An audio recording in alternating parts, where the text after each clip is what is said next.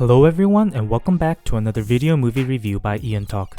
As always, I'm your host Ian, and today I have a review of the newest Korean movie released recently, Time to Hunt. Time to Hunt has gone through a rollercoaster ride of issues before it was released on April 23rd. The movie was originally supposed to release in theaters in Korea in February, but due to the corona pandemic, the release was delayed and later announced that it will not be having a theatrical release, but an online release on the streaming site, Netflix. However, a day prior to its release, the film was once again delayed. The film's distribution company apparently had legal issues with global distribution licensing, and so the movie was postponed another 2 weeks until the film finally was released on Netflix on the 23rd of April. Directed by Yoon Sung-hyun, Time to Hunt was one of the most highly anticipated movies of 2020 as it had an all-star cast of Je-Hoon, Jae-Hong, Woo-Shik, Jung-Min, and Hae-Soo. The film revolved around a dystopian state of Korea where there's practically no law and 4 friends trying to survive in the lawless society. The synopsis of Time to Hunt is as follows.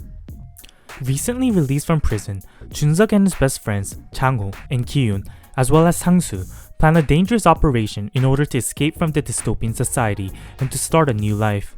Just when they thought they had successfully completed their operation, an unknown man starts to chase after the boys.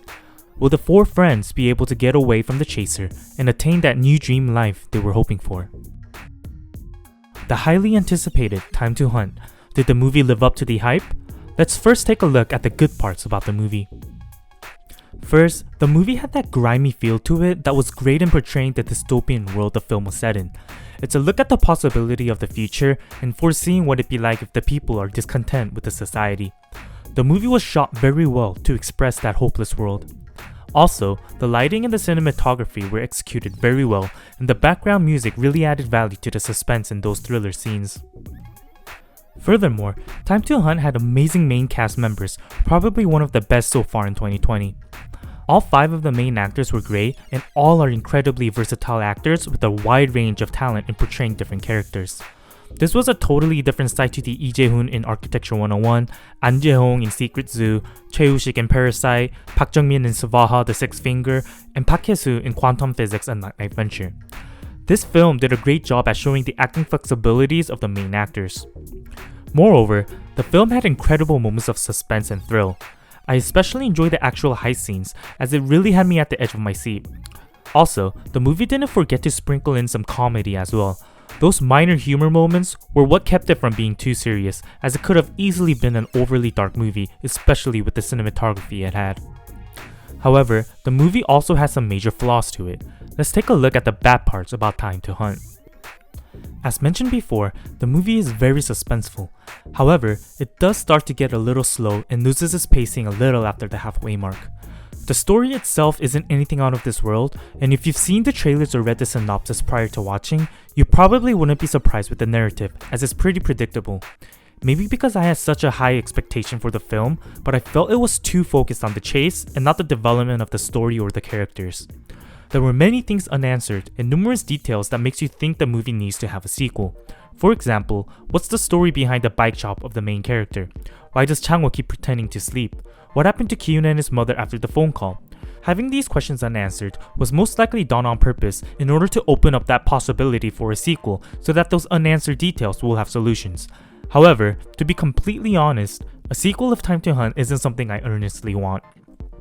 Another complaint I have is that the English subtitles weren't very satisfactory. It felt like they tried too hard to translate the quote-unquote between the lines parts, if that makes sense.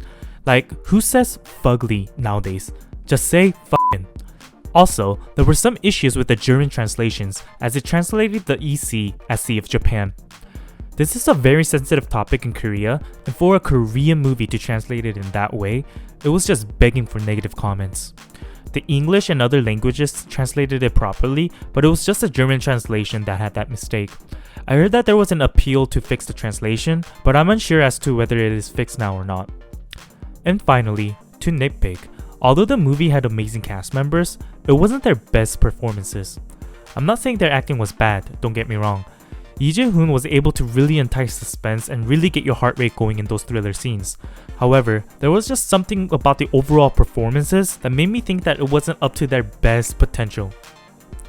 Time to Hunt was an enjoyable action thriller film with great cast members and enjoyable moments. However, I can't say the movie lived up to my expectations. The 2 delays of the release added to the already high anticipation I had, and so maybe because of this high expectation, I can't say I was completely satisfied with the movie. It left me asking, what was the purpose of the movie? It does take a look at what society can look like and the hopeless dystopian world that can possibly be the future, but it doesn't really go deep into it. I think even if the movie didn't have the delays and had the theatrical release it was supposed to, it wouldn't have been a major hit. To sum up, I enjoyed the watch, but it isn't something I'll be watching again.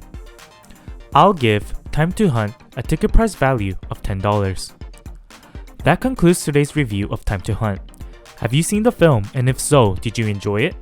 Let me know your thoughts in the comments down below. Also, if you enjoyed this video, be sure to give it a thumbs up and subscribe to the channel to show me your support. If you love my work, your support on Patreon would be very much appreciated. Thank you to everyone that watched till the end, and I'll see you guys in the next one.